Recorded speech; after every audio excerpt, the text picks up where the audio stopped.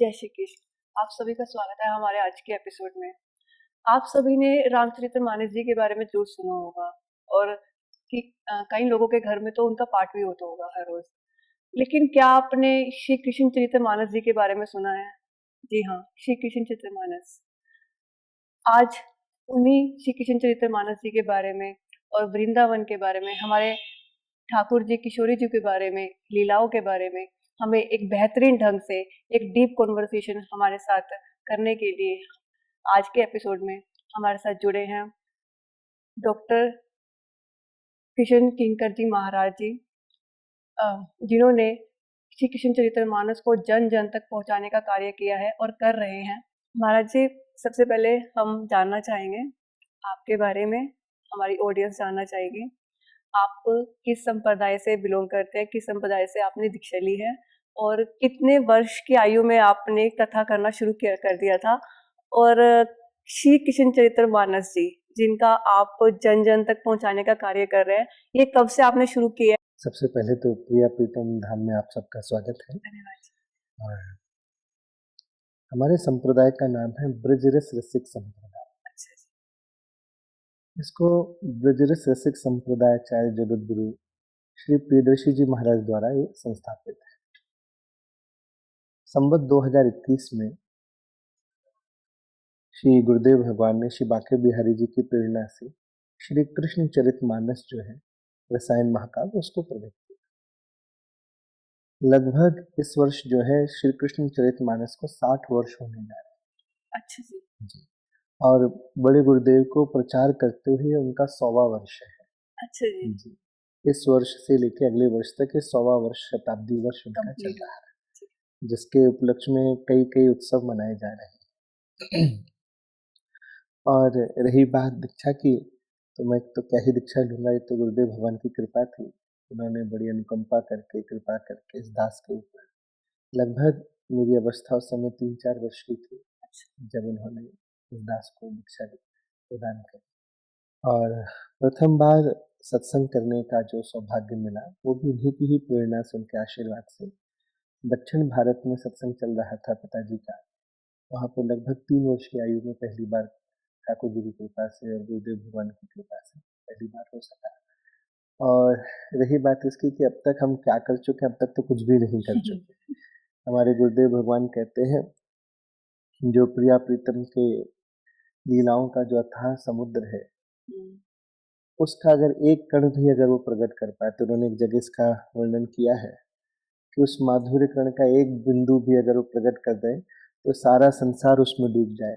अभी तो हम लोग कहीं भी आसपास नहीं पहुंचे, प्रयास जारी है कि इस रस की चर्चा जितनी अधिक से अधिक हो सके, और चाहे वो सत्संग के माध्यम से हो, कथाओं के माध्यम से हो, और चाहे आजकल ये आधुनिक पॉडकास्ट के माध्यम से। महाराज जी, जैसे हमारा जो आज का मेन पॉडकास्ट है वो श्री कृष्ण चरितमानस जी के बारे में है, लेकिन वहीं पर अगर हम बात करते हैं रामचरितमानस जी की, जो कि गोस्वामी तुलसीदास जी के द्वारा वो रचित है, बहुत लोग अभी भी जो जानते भी नहीं है, रामचरितमानस जी के बारे में भी नहीं जानते। इनफैक्ट सब हनुमान चालीसा पढ़ते हैं अपने घर पे, लेकिन बहुत लोगों को ये भी नहीं पता, उसमें लिखा भी होता है तुलसीदास जी के बारे में, लेकिन ये भी नहीं पता अभी तक कि तुलसीदास जी की ही लिखी हुई है। तो ऐसे में श्री कृष्ण चरितमानस जी, जिनके बारे में मुश्किल से अभी मेरे ख्याल से 1 या 2% या 3% लोगों को पता होगा, तो कैसे लगता है कि थोड़ा डिफिकल्ट है जन जन तक पहुंचाना? कितना डिफिकल्ट लगता है? बिल्कुल भी डिफिकल्ट नहीं लगता। चाहे वो कोई भी आध्यात्मिक ग्रंथ हो, उसको लोगों तक पहुंचाना कठिन नहीं है। अच्छा जी। किसी भी माध्यम से वो पहुंचा जा सकता है। इसके पीछे अगर मुख्य रूप से देखा जाए तो श्री हरि इच्छा है, श्री हाँ प्रिया जी, प्रीतम लाल ये की तो है। इच्छा होती है। एंड अगर अगर प्रैक्टिकल वे में बात की जाए तो आज का समय तो बहुत सरल युग है कि जब आप सोशल मीडिया के थ्रू, अलग अलग कार्यक्रमों के थ्रू, पॉडकास्ट के थ्रू, बहुत सारे माध्यम जिनसे द्वारा आप लोगों तक पहुंचा सकते हैं। और अच्छी बात यह है कि पहुंच रहा है। आज भारत में ही नहीं, विश्व भर में श्री कृष्ण चरितमानस के माध्यम से कार्यक्रम हो रहे हैं, आयोजन हो रहे हैं। 7 दिवसीय, 9 दिवसीय, 3 दिवसीय, अलग अलग माध्यम से उनके द्वारा प्रकट जो रचनाएं हैं, जो लीलाएं हैं, वो लोगों तक पहुंच रही हैं। तो आज के समय में अधिक सरल है अगर प्रैक्टिकल वे में बात की जाए, क्योंकि हकीकत तो ये कि जब हरी इच्छा होती है, युगल सरकार चाहते हैं तो चीज़ हो जाती है। लेकिन अगर प्रैक्टिकल वे में समझना चाहें तो पहले के युग में और आज में सुविधा अधिक है, लोगों तक पहुंचने की कन्वीनियंस ज़्यादा सरल है पहुंचना। रिसोर्सेज हैं। इसी को आगे लेके चलते हैं, थोड़ा श्री कृष्ण चरितमानस जी के बारे में और जानना चाहेंगे। ग्रंथ के बारे में कितने कांड हैं, रामचरितमानस जी के साथ अगर कंपेयर में बात करें, उसमें कितने कांड हैं, इसमें कितने कांड हैं, क्या सिमिलरिटीज हैं और क्या थोड़ा अलग है उनसे, उसके बारे में जानना चाहेंगे। देखिए, श्री रामचरितमानस जो है गोस्वामी तुलसीदास जी महाराज द्वारा प्रकट है, जो कि 7 कांडों में डिवाइडेड है। हाँ जी, उसी प्रकार से वो भी दोहा चौपाइयों में, हाँ जी, सेम उसी परिपाटी पे उसी तरह श्री कृष्ण चरितमानस रसायन महाकाव्य भी 7 कांडों में है और दोहा चौपाइयों में ही है। जैसे उसमें 7 कांड हैं जिसमें अलग अलग कांडों में अलग अलग रामचरित की लीलाओं के अनुसार में वर्णन आता है, वैसे ही कृष्ण चरितमानस में भी 7 कांड है। गोलोक कांड है जिसमें अवतार लेने से पहले का क्या प्रयोजन है, क्यों आए श्री राधा कृष्ण, क्या कारण रहा, गोलोक कांड में वो लीलाएं, गोलोक धाम का स्वरूप आदि वर्णन आता है। दूसरा आता है गोकुल कांड, जहाँ पे भगवान श्री कृष्ण मथुरा में प्रकट होकर गोकुल आए, तो गोकुल में जो लीलाएं की, बाल लीलाएं, विशेष रूप से माखन चोरी लीला आदि जो रही, गोकुल कांड में आता है। गोकुल कांड के बाद ठाकुर जी वृंदावन धाम पधारे तो श्री वृंदावन कांड आता है। वृंदावन से मथुरा गए तो मथुरा कांड आता है। मथुरा से द्वारका गए तो फिर द्वारका कांड आता है। हाँ। उसके बाद फिर ज्ञान विज्ञान कांड है, जिसमें भक्ति के सिद्धांत क्या है, गीता है, आदि जितने भी सिद्धांत हैं जो साधना में बहुत आवश्यक होते हैं एक साधक के लिए। साधना में आने वाली जो परेशानियां हैं, जो रुकावट है, जिस वजह से साधक भटक जाता है, साधना उसकी बिगड़ जाती है, तो आदि आदि जो भी कठिनाइयां हैं उनसे कैसे डील करना है, किस तरीके से उनको समझना और बेहतर बनाना है, कैसे कैसे उसके स्टेप्स हैं भक्ति योग में, आदि आदि विषयों पे ज्ञान विज्ञान कांड में चर्चा की गई है। और इसका विश्राम कांड जो है आखिरी में, वो आता है सिद्धि साधना कांड। सिद्धि साधना कांड। सिद्धि साधना कांड में जिन साधकों ने साधना करके सिद्धि प्राप्त करी, कैसे श्री प्रिया प्रीतम को रिझाया, कैसे जो हमारे यहाँ भक्ति योग में, भक्ति मार्ग में जो 5 भाव बताए गए हैं, उसमें से जो उच्चतम स्थिति का भाव है गोपी भाव, कौन कौन से साधकों ने गोपी भाव की प्राप्ति करके भजन किया, जैसे अर्जुन को गोपी भाव की प्राप्ति है, आदि आदि, तो कैसे वो प्राप्त हुआ और किस तरह की स्थिति है, आदि सिद्धि साधना कांड में। तो इन 7 कांडों में इसको विभाजित किया गया है और 3 खंड है इसमें। इन 7 कांडों को 3 प्रकार के खंडों में डिवाइड किया गया है। एक है माधुर्य खंड, माधुर्य जी, माधुर्य खंड, ऐश्वर्य खंड और सिद्धांत खंड। ठीक है। क्या है ये? माधुर्य खंड में जहाँ एकमात्र श्री प्रिया प्रीतम के माधुर्य की, प्रेम की साधना जो है, वो माधुर्य खंड है। उसमें 3 कांड आते हैं, गोलोक, गोकुल और वृंदावन कांड। दूसरा जो खंड है ऐश्वर्य खंड, जहाँ पे भगवान का ऐश्वर्य प्रकट होता है, तो वो आता है मथुरा कांड और द्वारका कांड। और जो सिद्धांत खंड है, जहाँ पे सारे प्रिंसिपल्स बताए गए हैं, तो ज्ञान विज्ञान और सिद्धि साधना। और आकार में लगभग अगर बात करें, देखिए वो भी महाकाव्य है श्री रामचरितमानस का, किसी भी तरह से कोई किसी का कंपैरिजन नहीं है, लेकिन आम दृष्टि में एक आम व्यक्ति को समझने के हेतु अगर बात की जाए तो आकार में रामचरितमानस के अखंड पाठ में लगभग 24 घंटे लगते हैं। जब रामचरितमानस का अखंड पाठ होता है तो 24 घंटे में होता है, और जब कृष्ण चरितमानस का अखंड पाठ होता है तो क्योंकि ये आकार में उससे दुगना बड़ा है, तो लगभग 50 से 55 घंटे लगते हैं इसे अखंड पाठ।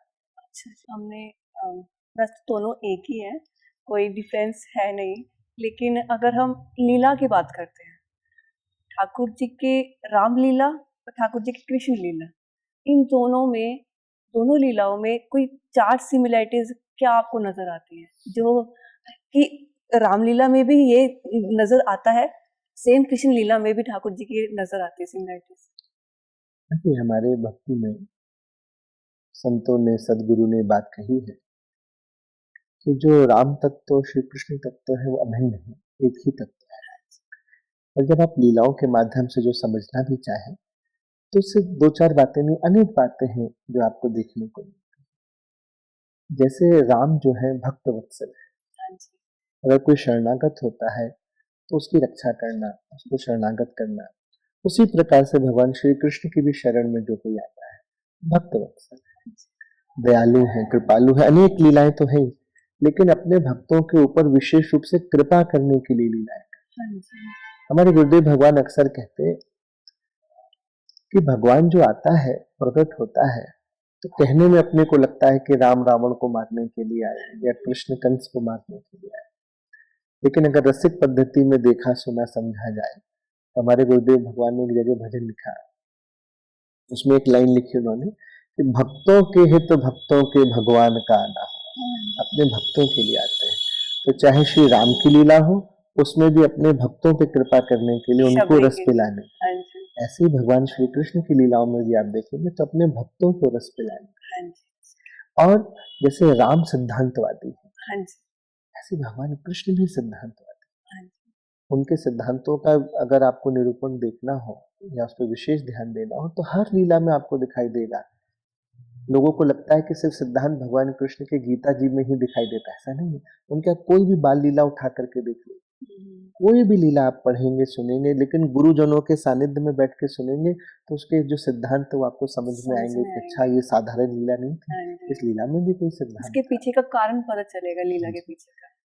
जैसे कहा जाता है कि जब आप कोई चीज देखते हैं, संसार की दृष्टि में भी अगर समझें, तो कोई भी दृश्य जो आप देख रहे हैं वो एक साधारण है, लेकिन उस सब्जेक्ट के जो गुणीजन है, जो एक्सपर्ट है, जब आप उनके निगरानी में उसी दृश्य को देखें तो आपको बिहाइंड द सीन पता चलता है। जैसे ये पॉडकास्ट चल रहा है, तो जो देख रहा है उसको सिर्फ इतना दिखाई दे रहा है, लेकिन जो उसके एक्सपर्ट है उनको पता है कि बिहाइंड द सीन कितनी सारी मेहनत होती है और कितनी सारी चीजें लगती है। वैसे ही जो भगवान की लीला है उसमें परम सिद्धांत है। और एक और चीज, इस बात को लेकर भी बहुत मिथ होता है या बहुत सारी चीजें कही जाती हैं। भगवान श्री राम जो है वो मर्यादा पुरुषोत्तम है। हमारे यहाँ रसिक पद्धति में श्री कृष्ण भी मर्यादा पुरुषोत्तम ही है, लेकिन क्योंकि हम लोगों ने गुरुजनों के सानिध्य में बैठ कर के श्रवण नहीं किया, सुना नहीं, समझा नहीं, इसलिए हमको ऐसा लगता है कि भगवान श्री कृष्ण ने मर्यादा भंग की। भगवान कभी कोई मर्यादा भंग नहीं करता। ऐसी अनेक चर्चाएं हैं जिसमें भगवान श्री राम की लीला और कृष्ण की लीलाएं, तो बहुत सारे गुण जो है समान ही, क्योंकि एक ही तत्व है। एक ही तत्व है। लेकिन जनरली बात जब आती है श्री कृष्ण जी की और राम जी की, तो ऐसा बोला जाता है, तो सुनने में आता है कि जो श्री राम है वो है मर्यादा पुरुषोत्तम, और अगर हम श्री कृष्ण जी की बात करते हैं तो उन्हें बोला जाता है कि वो लीला पुरुषोत्तम है। जो बेसिक बताया जाता है कि उनके जो चीजें ठाकुर जी ने श्री कृष्ण रूप में की हैं वो मर्यादा पुरुषोत्तम, मर्यादा में रहकर वो नहीं कर सकते थे, इसलिए उनको लीला पुरुषोत्तम भी कहा जाता है। देखिए इसमें ऐसा है, ये तो हंसी की बात है, देखिए ये सारे जितने विषय हैं बड़े गूढ़ हैं। हाँ जी। और संक्षेप में इनमें इतना ही कहा जा सकता है कि भगवान की किसी भी अवतार की जो भी लीला है वो सब मर्यादा में ही होती है। लेकिन हम साधारण लोग हैं, हमारी बुद्धि की एक सीमित दृष्टिकोण है, क्षमता सीमित है, इसलिए हर लीला को हम समझ नहीं सकते। इसलिए बहुत सारी लीलाओं के लिए ये कहा जाता है, जब अच्छे गुरु से आप सीखते पढ़ते हैं तो अक्सर ये बताया जाता है कि बहुत सारी ऐसी लीलाएं हैं जिनको अकेले में पढ़ना या किसी और से सुनने में निषेध कहा गया। कहा गया कि गुरु की निगरानी में ही उसका अध्ययन पठन होना चाहिए, क्योंकि वो हम नहीं समझ पाएंगे। जब बड़े गुरुजन कोई महापुरुष उसके विषय में जब बताते हैं तो उसका रहस्य जब समझ में आता है तो लगता है कि अरे ये भी तो मर्यादा में ही है। लेकिन साधारण लोगों के लिए कह दिया गया कि भाई एक तरह से ऐसा समझ लें कि भगवान श्री राम की लीलाएं जो है वो मर्यादा में है और भगवान श्री कृष्ण लीला पुरुषोत्तम है। तो एक आम व्यक्ति को समझाने के लिए ऐसा कहा जाता है। लेकिन जब आप रसिकों से, संतों से, महापुरुषों से समझेंगे तो यही कहेंगे कि दोनों ही लीला पुरुषोत्तम भी हैं और दोनों मर्यादा भक्तों की जैसे बात कर रहे हैं, आजकल एक होते हैं रियल भक्त और एक होते हैं रील वाले भक्त, जो भक्ति तो करते हैं लेकिन अब कृष्ण जी के प्रति, किशोरी जी के प्रति और अपने इष्ट के प्रति इतना विश्वास नहीं रखते जितना वो टोटकों में विश्वास रखते हैं। घर के बाहर कोई नींबू मिर्च फेंक गया, अरे ये क्या करें, डर जाते हैं, पूछते हैं कि गुरुजी ऐसा है ऐसा है। ऐसे लोगों के बारे में आपकी क्या थॉट्स है? कुछ नहीं, तो बहुत अच्छी बात। अगर कोई दरवाजे के बाहर, हम लोग तो सत्संग में भी ये चर्चा करते हैं कि अगर कोई दरवाजे के बाहर नींबू नमक या मिर्ची रख जा रहा है तो पर्चा रख देना चाहिए, कल से आलू टमाटर भी रख जा भाई, तुम्हारी सब्जी का काम हो जाएगा। सही है जी। कहने की बात तो ये है, देखो जब अपने गुरु पे निष्ठा होती है, अपने इष्ट श्री प्रिया प्रीतम पे निष्ठा है, तो संसार में कोई कुछ नहीं बिगाड़ सकता। अक्सर कितनी सारी कथाओं में बात बार बार उदाहरण में दी गई कि हनुमान जी जो लंका में गए वो किसी नींबू मिर्ची के बल पे नहीं गए, नहीं श्री जी, राम के बल पर गए। राम नाम के बल पे। हाँ जी। ऐसे जब हरि नाम की शक्ति हृदय में है, गुरु मंत्र पे निष्ठा है, अपने इष्ट पे पूर्ण शरणागति है, तो उसमें घबराना नहीं चाहिए। संसार में कोई भी किसी भी प्रकार का भय, उसका एकमात्र कारण होता है अज्ञान। अज्ञान की वजह से ही भय लगता है, सिद्धांत है। जैसे अंधेरे में रस्सी सांप प्रतीत होती है, सांप है नहीं, है रस्सी। क्यों सांप लग रही? क्योंकि अज्ञान है। और जैसे ही ज्ञान का प्रकाश होता है तो पता चल जाता है कि वो सांप नहीं रस्सी थी। उसी तरह से जब जीवन में भक्ति के द्वारा गुरु के माध्यम से जब ज्ञान प्रकट होता है तो ये सारे अंधविश्वास और जितने भी अज्ञान के कारण जो भय है, डर है, वो खत्म हो जाते हैं। फिर नींबू मिर्ची से उसे कोई फर्क नहीं पड़ता। मुझे सभी जानते हैं कि ठाकुर जी 8वीं संतान थे माता देवकी की। तो क्या कारण था ठाकुर जी ने 8वीं संतान बनकर आने का निर्णय लिया? क्यों वो पहली या दूसरी, उन्होंने आकाशवाणी में ये क्यों नहीं कहा कि मैं पहली संतान बनकर आऊंगा और ऐसे वध होगा? तो लेकिन 8वीं संतान बनकर आने का क्या मेन रीजन था? इसके पीछे का रीजन क्या था? ठाकुर जी की लीलाएं हैं, और अगर अनेक कारणों में से एक सहज सुंदर सरल सा कारण अगर बताएं तो ऐसा है, देखिए भगवान जब भी कोई लीला करते हैं उस लीला का प्रयोजन होता है, पर्पज होता है। हाँ जी। कई लोगों ने इसमें प्रश्न भी किया, जैसे आपने किया, ऐसे कई और भी प्रश्न आते हैं। एक प्रश्न ये आता है कि भाई जब पहले बालक हुए उनको कंस ने मार दिया, है ना? 6 बालकों को कंस ने मारा, 7वें बलराम जी आए। तो प्रश्न उठता है कि 6 बालक क्यों मरवाए, क्या बात है? तो कई संतों ने ऐसा उसका कारण बताया। अनेक कारण है, उनमें से एक कारण ये बताया कि कंस जो है अनेक प्रकार के पाप कर रहा है, उसके पाप का घड़ा जल्दी भरे जिससे ठाकुर जी का प्राकट्य हो सके। अच्छा। अगर ठाकुर जी पहले प्रकट हो जाते तो जो उन बालकों की जो लीला है, उनका जितना रोल है, जितना पात्र है कि उनको अवतार लेना है, प्रकट होना है देवकी जी के गर्भ से और कंस के द्वारा उनके प्राण जाएंगे, तो लीला पूरी नहीं होती ना। ठाकुर जी पहले आ जाते तो बाकी जो लीलाओं का क्रम है वो चीज नहीं होता।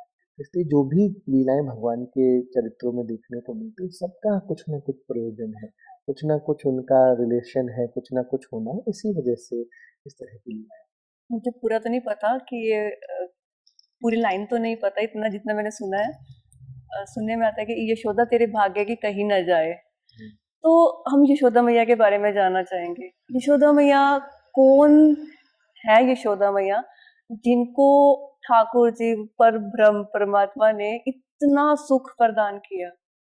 देखिए यशोदा मैया के बारे में तो जितना कहें उतना कम है, कई पॉडकास्ट कम पड़ जाएंगे। लेकिन अगर सरलता में एक बात कही जाए, जितने भी लीला पात्र हैं भगवान की लीलाओं में, चाहे राम लीला में हो, चाहे कृष्ण लीला में, अन्य किसी भी अवतार में हो, ये सारे जितने भी बाकी पात्र जो बनते हैं ये पूर्व जन्म के बड़े बड़े साधक हैं। अच्छा। जिन्होंने वात्सल्य भाव से, इसी धारणा से, जैसे चरित्रों में वर्णन ग्रंथों में आता है कि द्रोण और धरा नामक ये दंपति थे, इन्होंने बड़ी घोर तपस्या करके भगवान से बालक रूप में ही उनसे वरदान पाया कि आपके जैसा हमें बालक चाहिए। अच्छा। ठाकुर जी ने कभी मेरे जैसा तो कोई दूसरा है ही नहीं, तो मैं ही बालक बन गया। और विशेष बात अगर बात ये है, देखिए कृष्ण लीला में देवकी जी को भी मां बनने का सौभाग्य प्राप्त है और श्री यशोदा जी को भी श्री भगवान श्री कृष्ण की मां बनने का सौभाग्य है। लेकिन अंतर क्या है? देवकी मैया का जो वात्सल्य है वो वात्सल्य के साथ ऐश्वर्य मिश्रित है, क्योंकि वो जानती हैं कि ये भगवान है। क्योंकि जब भगवान प्रकट हुए तो चतुर्भुज रूप में प्रकट हुए, तो देवकी मैया को ये तो पता है कि मेरा पुत्र है, और ये भी जानती कि भगवान है। इसलिए जब बाद में कारागृह से छुड़ाया गया तो उन्होंने अपने जो मरे हुए पुत्र हैं उनको मांग लिया उनसे। अच्छा। हाँ, कि भाई तुम तो भगवान हो, तुम दे सकते हो।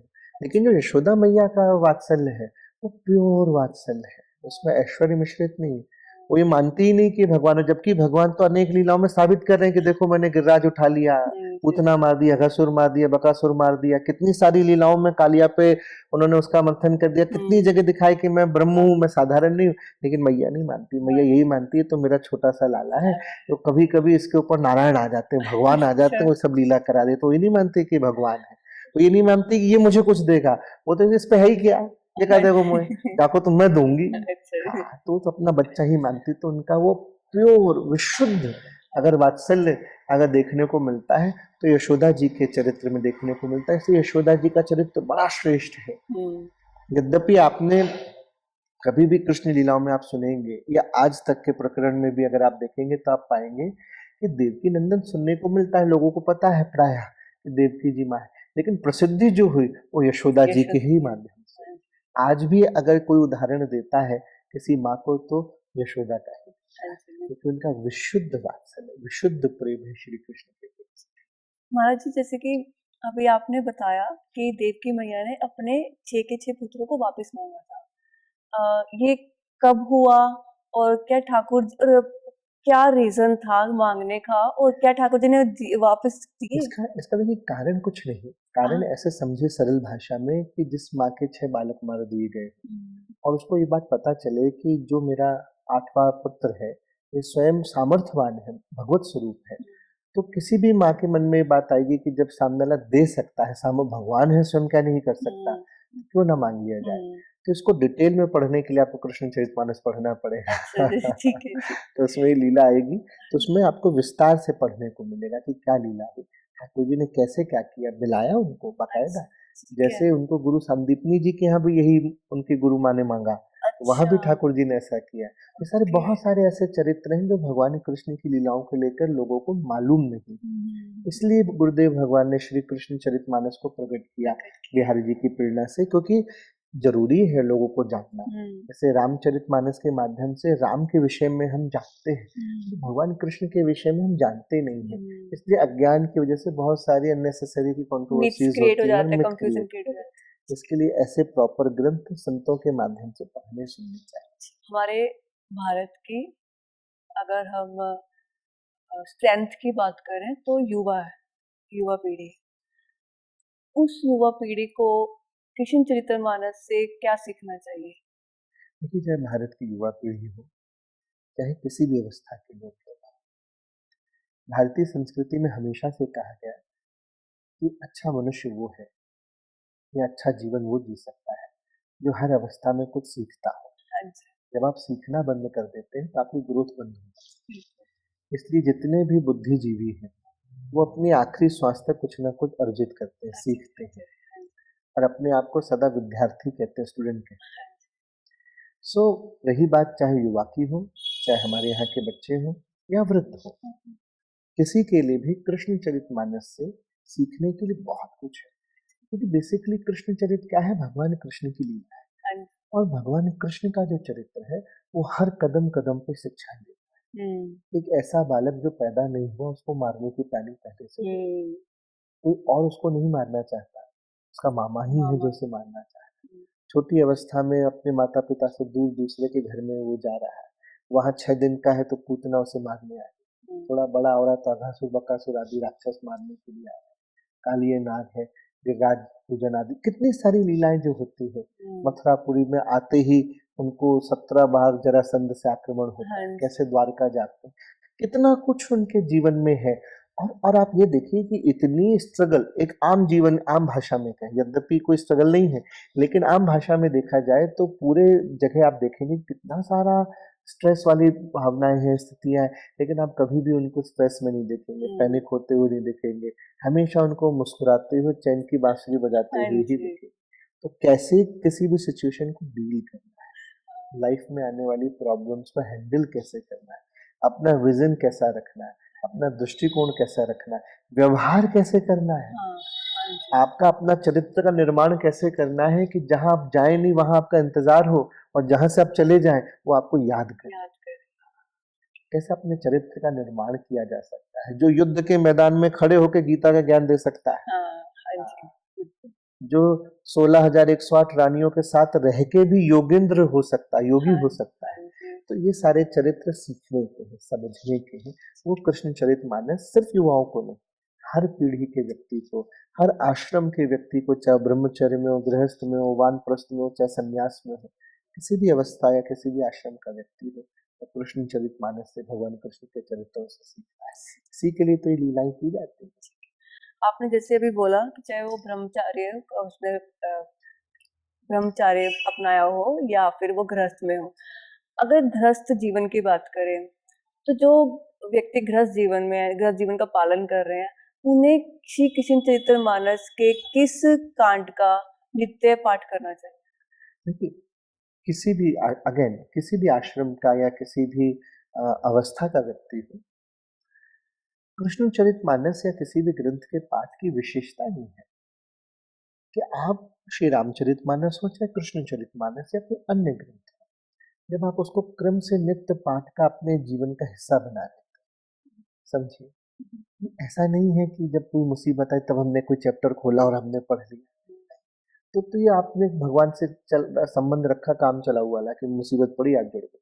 उससे भारतीय संस्कृति क्या सिखाती है कि आप उसको जीवन का अपना एक हिस्सा बनाए। कैसे? कि नित्य आपने नियम ले लिए कि हम 5 दोहे रोज पढ़ें, चाहे रामचरित के हो, कृष्णचरितमानस के हो, चाहे 5 श्लोक हम गीता जी के पढ़े, तो क्या हुआ, वो आपके जीवन का एक हिस्सा बने।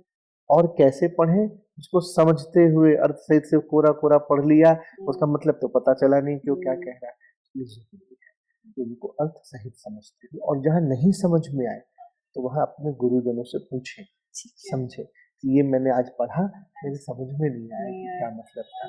जब आप नित्य उसको पढ़ेंगे तो आपको एक चमत्कार का ये अनुभव होगा कि जो आप पूछना चाह रहे हैं कि कोई जो गृहस्थ में है, या मान लीजिए कोई स्टूडेंट है, या कोई कपल है, या कोई एक एम्प्लॉय है, या कोई कोई सिबलिंग है, कोई भी है, और उसको उस दिन में कोई प्रॉब्लम आ रही है, तो आपको एक जान के हैरानी होगी कि वो ग्रंथ उस दिन पाठ में आपको उसी का उत्तर बताएगा कि इस समय करना क्या है। आपको पूछना नहीं पड़ेगा। जब रोज आपकी किसी से मुलाकात होती है तो उससे अपनत्व हो जाता है।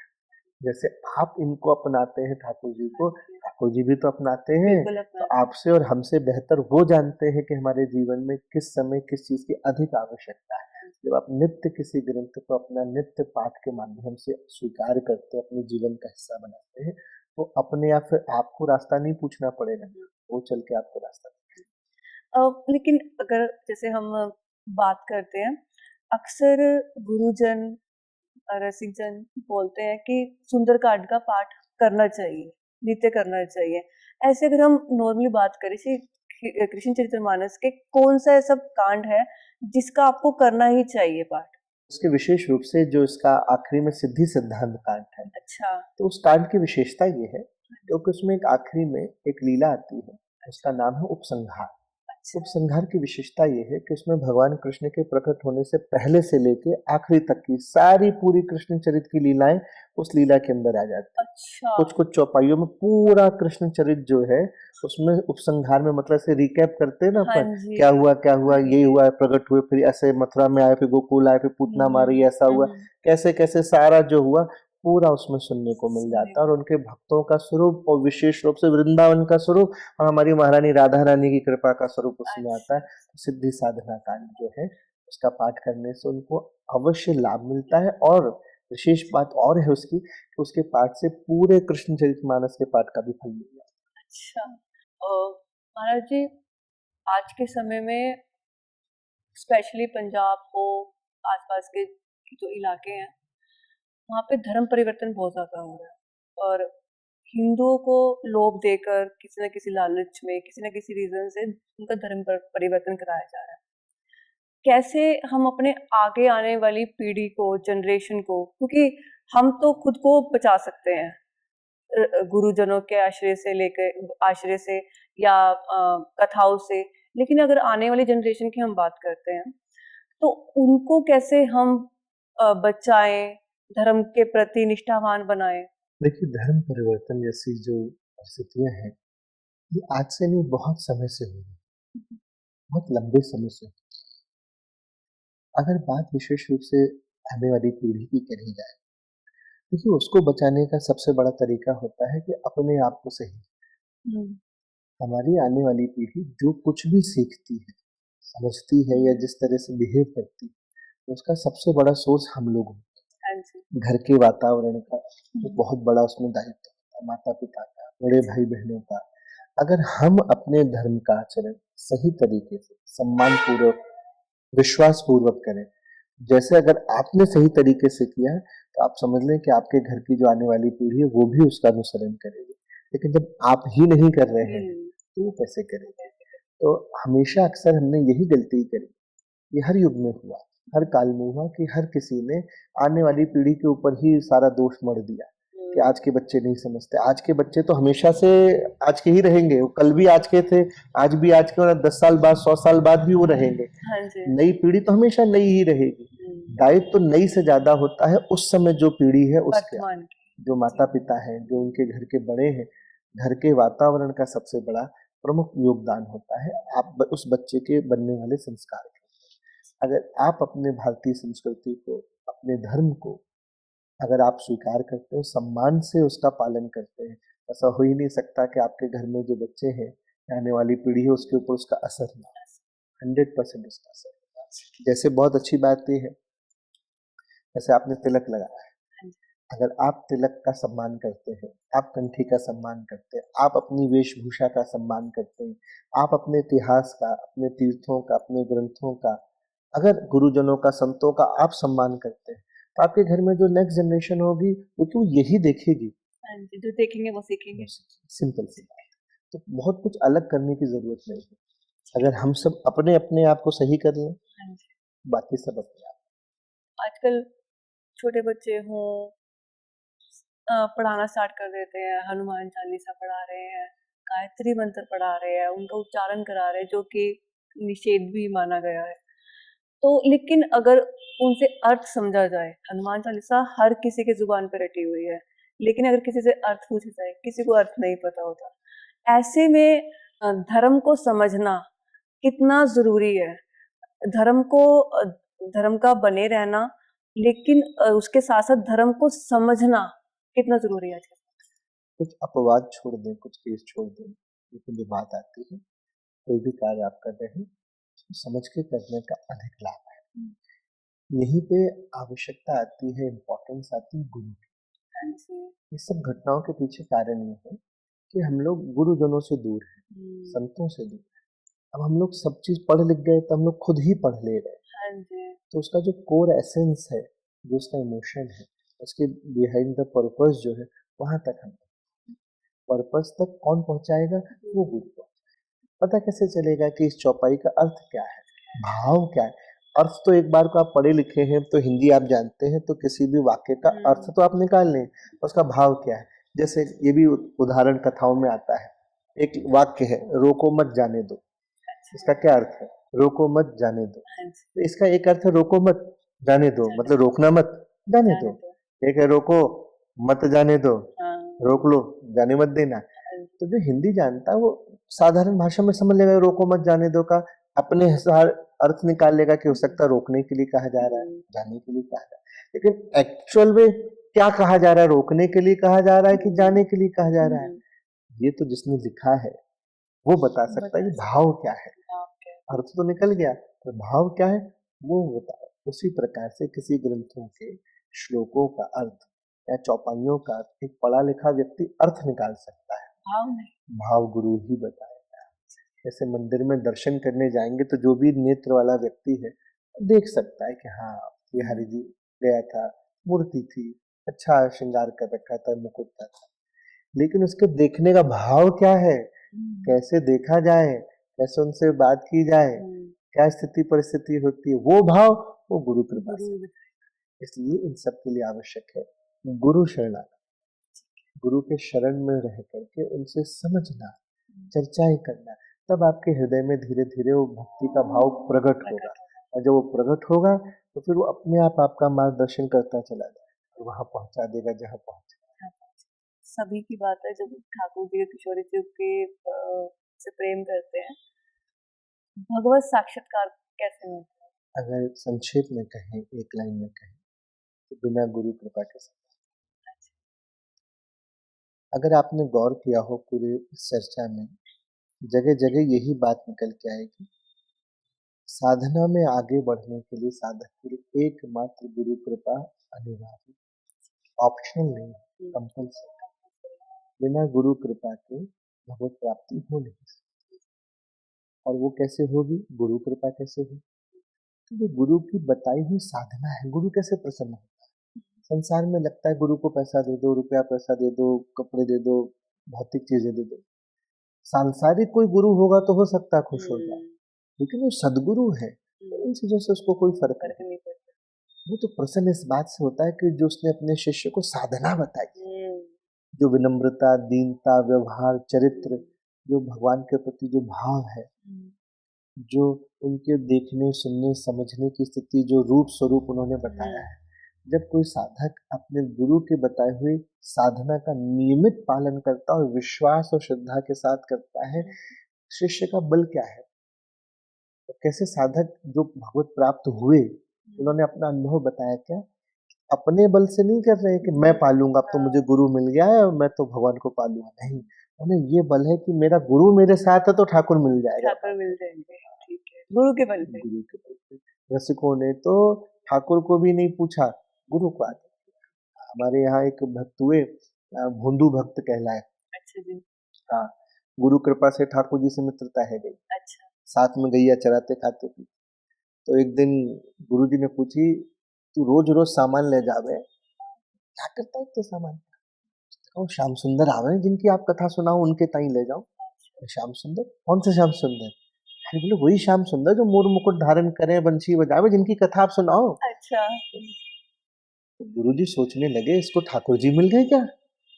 गुरु जी ने भोंदू से कहा, एक काम करना, तेरे से रोज मिलते? बोले हाँ रोज मिले, तो दोपहर में हम सब साथ में खेलते हैं। और अच्छा तो एक काम करिए, आज उनसे कहिए कि कल उनका निमंत्रण है, तो उनको ले आइए। अच्छा। हाँ, तो गुरु जी सोचे मैं भी तो देखूं इसको मिल गए, कैसे मिल गए, भगवान मिल गया, कोई और है कौन है? तो जब वो गया तो भोंदू ने ठाकुर जी से कहा कि कन्हैया, कल जो है हमारे गुरु जी ने तुमको भोजन को बुलाया, निमंत्रण। अच्छा। तो ठाकुर जी ने कहा भाई हम किसी के निमंत्रण पर ना जावे, अच्छा। तो यहीं ले आते, यहीं खाते, हमको क्या करना कहीं जाके। अरे नहीं नहीं, गुरु जी ने बुलाया। तो ठाकुर जी ने कहा कि हमें किसी के गुरु जी से नहीं लेना देना। ऐसा कहा तो रूठ गया। हाँ, उसने ठाकुर जी से कहा कि अगर तुमको हमारे गुरु जी से मतलब नहीं तो हमें भी तुमसे कोई मतलब नहीं, अपनी गैया अलग कर लो, मुझे नहीं खेलना तुम्हारे। ठाकुर जी को छोड़ के चल दिया वो। और ठाकुर जी उसको देख रहे हैं कि सारी दुनिया मेरे पीछे पागल है, कि मुझे छोड़ के अपने गुरु के पीछे जा रहा है। तो दौड़ करके ठाकुर जी ने उसका हाथ पकड़ा, तू छोड़ के मत जा भाई, मैं तो वहां नहीं जा सकता। ठाकुर जी ने समझा दिया तो अपने गुरु जी को उठा दिया। तो अपने हमारे ब्रज में तो ब्रज पद्धति में जितने साधक हो उनके लिए गुरु तत्व की बड़ी महिमा है। ठाकुर छूट जाए, गुरु को नहीं छोड़ सकते। और कभी ऐसा हो ही नहीं सकता कि ठाकुर ना, जो भगवत आश्रित है, जो साधना करते हैं, अपने जीवन में एक बार नहीं अनेक बार भगवत कृपाओं को और भगवत साक्षात्कार का अनुभव करते ही करते। सातों कांडों की कोई एक समरी आप अगर आप देना चाहें? देखिए हर कांड की अपनी विशेषता है। गोलोक कांड में विशेष रूप से अवतार प्रयोजन पर जोर दिया गया है और भगवान के अवतार से पहले और क्या क्या बालक बने, जैसे सूत सौनक संवाद क्या है, परीक्षित जी को श्राप कैसे लगा, सुखदेव जी कैसे आए कथा सुनाने के लिए, जो आदि आदि ये प्रमुख प्रसंग है जो इस बात की ज्ञान प्रदान करते हैं या अवेयर करते हैं कि भगवान श्री कृष्ण की लीलाएं का कारण क्या है, प्रयोजन क्या है, किस तरह से वो बालक बना। ये सारी बातें आपको गोलोक कांड में जानने को। ठीक है। गोकुल कांड में ठाकुर जी की सुंदर सुंदर प्यारी प्यारी जो बाल लीलाएं हैं, क्यों माखन चोरी, या बाल्यकाल में कौन कौन से साधक भक्त जो है उनसे मिलने गोकुल में आए, दुर्वासा जी की कैसा मिलना हुआ ठाकुर जी से, कर्ण विप्र जी का कैसे मिलना हुआ, जो बाल लीलाएं हैं, जो बाल लीला का रस है वो आपको गोकुल कांड में सुनने को। श्री वृंदावन कांड में सबसे मधुर लीलाएं है वो है श्री राधा कृष्ण की, कैसे पहली बार मिले, क्या प्रेम है, क्या पनघट लीला है। जितनी भी ये प्रकरण है तो वृंदावन कांड में विशेष रूप से श्री युगल लीलाएं जो है श्री राधा माधव की प्रिया प्रीतम की, वो उसका रस अद्भुत है। मथुरापुरी में आपको भगवान श्री कृष्ण के विरह की लीला भी सुनने को मिलती है, क्योंकि ब्रज से वो आ गए मथुरा में तो कैसा विरह रहा। और मथुरा में जाके भगवान का जो राजनीति वहां से प्रारंभ कि कैसे राज्य को संभालना है। एक जो आज के हिसाब का राजा होता है उसका क्या कैसे दृष्टि होनी चाहिए, प्रजा पालन कैसे होता है, संबंध कैसे निभाए जाते हैं, किस तरह का दायित्व होना चाहिए आपको वहाँ रिस्पॉन्सिबिलिटीज। यस द्वारका में निर्माण किया गया द्वारकापुरी का, प्रजा पालन वहाँ कैसे मथुरा से सारे वो लोग वहाँ गए, किस तरह से संबंध निभाए जाते हैं, विवाह की तो एक सदगृहस्थ को कैसे रहना चाहिए, तो गृहस्थी का धर्म क्या है, तो भगवान कृष्ण की द्वारका की लीला मित्र के प्रति, सुदामा जी का चरित्र द्वारका जी में आता है, तो आप द्वारका कांड में एक सदगृहस्थ और मित्र के प्रति कैसा सुंदर व्यवहार होना चाहिए आप वहाँ विशेष रूप से देख सकते हैं। सिद्ध ज्ञान विज्ञान कांड में आनंद का स्वरूप क्या है और शरणागति क्या है, भक्ति का स्वरूप क्या है, आदि आदि विषयों को बड़ी सरलता से प्रकट किया गया। कोई व्यक्ति अगर प्रैक्टिकल जानना चाहता हो कि शरणागति क्या होती है, कैसे शरण में आया जाता है, तो उसके क्या पॉइंट्स होते हैं, भक्ति में क्या स्टेप्स होते हैं, भाव क्या होता है, भाव में आगे बढ़ा कैसे जाता है, आदि आदि विषयों को आप ज्ञान विज्ञान कांड में जान सकते हैं। और सिद्धि साधना में जो सिद्ध साधक हुए उन्होंने साधना कैसे की, हम कहाँ साधना में हमारी गड़बड़ हो जाती है, ऐसी कौन सी चीजें हम भी कर रहे हैं तो कमी कहाँ है, तो वो जो कमियां हैं वो कैसे दूर करनी है, और उन्होंने किन किन चीजों का ध्यान रखते हुए अपनी साधना की और भगवत प्राप्ति की, ये सब पढ़ने सुनने को विशेष रूप से सिद्धि साधना। वैसे तो दोनों एक हैं, लेकिन लीला में जिसकी लीला से ज्यादा आनंद आता हो आपको, तो वो किशोरी जी है या ठाकुर जी? दोनों ही एक ही तत्व जैसा आपने कहा, लेकिन हमारे यहाँ किशोरी जी की हमेशा विजय होती है श्री किशोरी जी किशोरी जी, क्योंकि किशोरी जी की विजय में ही प्यारे श्याम सुंदर की प्रसन्नता है। हाँ जी। भक्त और भगवान, देखिए भक्त भगवान भी एक ही तत्व है, लेकिन हमारे यहाँ भक्त को अधिक श्रेष्ठ माना गया क्योंकि भक्तों के माध्यम से, गुरु के माध्यम से ही भगवान है। भगवान के प्राप्त वैकुंठ और गोलोक अलग अलग है, ठीक है। नॉर्मली आज के टाइम की आज के हिसाब से बात करें, इस क्वेश्चन को लेके जाए तो वीजा आप कहाँ का ज्यादा लेना पसंद करेंगे, गोलोक या कोई भी आप किसी ब्रजवासी से कहेंगे सब गोलोक ही कहेंगे। गोलोक। वैकुंठ जो है वहाँ पे ऐश्वर्य प्रधान की उपासना है, नारायण की उपासना है, वहाँ भगवान श्री कृष्ण का नहीं, भगवान श्री कृष्ण का जो नित्य धाम है वो गोलोक ही है। तो कोई भी कृष्ण भक्त संसार में जहाँ कहीं भी होगा वो वैकुंठ नहीं, वो गोलोक ही जाना चाहेगा। आपने सुना भी होगा, लीला आती है कि सब ग्वाल वालों ने एक दिन ठाकुर जी से कहा कि हमें वैकुंठ दिखाओ, हमने तो सुना है तुम ईश्वर हो, भगवान हो। ठाकुर जी ने मैं तो सुना हूँ, बोले ना ना, अच्छा ठीक है। तो ठाकुर ने कहा कुंडगा में डुबकी लगाओ, सबने डुबकी लगाई, सब पहुंच गए वैकुंठ। जैसे वैकुंठ, अब तो हमारे ब्रजवासियों में एक स्वभाव होता है कि ये धीरे नहीं बोलना जानते हैं, हाँ, इनके अंदर अलग ऊर्जा होती है। हाँ। अब वहां गए, अब सारे ग्वाल बाल उछल कूद में, ओ अरे कन्हैया वहां डांट दिया, शांत रहो। अच्छा शांत है, अब ये शांत तो रहना जानते नहीं, वहाँ सब डेकोरम बना हुआ प्रोटोकॉल से। तो 2-4 मिनट में इनका मन नहीं लगा, वापस आ गए। इन्हें कन्हैया से आके कहा अब कभी हम कहें भी तो हमें ना भेजो, हमें ना जाना, हमारे लिए तो वृंदावन ही। कोई भी कृष्ण भक्त जो है वो गोलोक ही जाना चाहेगा, और जो जितने राम भक्त हैं वो भी साकेत ही जाना पसंद। श्रीमद् भागवतम जी, कृष्ण चरित्रमानस। श्रीमद् भागवत जी एवं श्री कृष्ण चरितमानस दोनों एक ही तत्व है। तो संस्कृत में भागवत जी, हिंदी में कृष्ण चरितमानस। ठीक है जी। प्रभु जी, आपने समय निकाला हमें हमारे पॉडकास्ट के साथ जुड़ने के लिए। आपका आभार, आप पधारे, आपने मधुर चर्चा करी, उसके लिए आपका धन्यवाद। उसके लिए हम आपका भी धन्यवाद करते हैं, आपने समय दिया, और हम आपसे बस आशीर्वाद ही चाहते हैं कि हमारा राधा माधव के प्रति और प्रेम बढ़े, ऐसे आप कृपा कीजिएगा, और आपके साथ आगे और पॉडकास्ट करने को मिले, ऐसे हम ठाकुर जी से प्रार्थना करते हैं, किशोरी जी से प्रार्थना करते हैं। जय श्री कृष्ण प्रभु जी।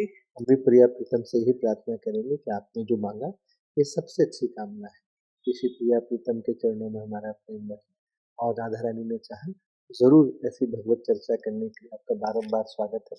आप जब चाहे तब पधारें, बढ़िया हरी चर्चा करेंगे। आज का पॉडकास्ट आपको कैसा लगा कमेंट सेक्शन में जरूर बताइएगा, और वीडियो को लाइक और शेयर जरूर कीजिएगा, और चैनल को सब्सक्राइब करना ना भूलिएगा। जय श्री कृष्ण।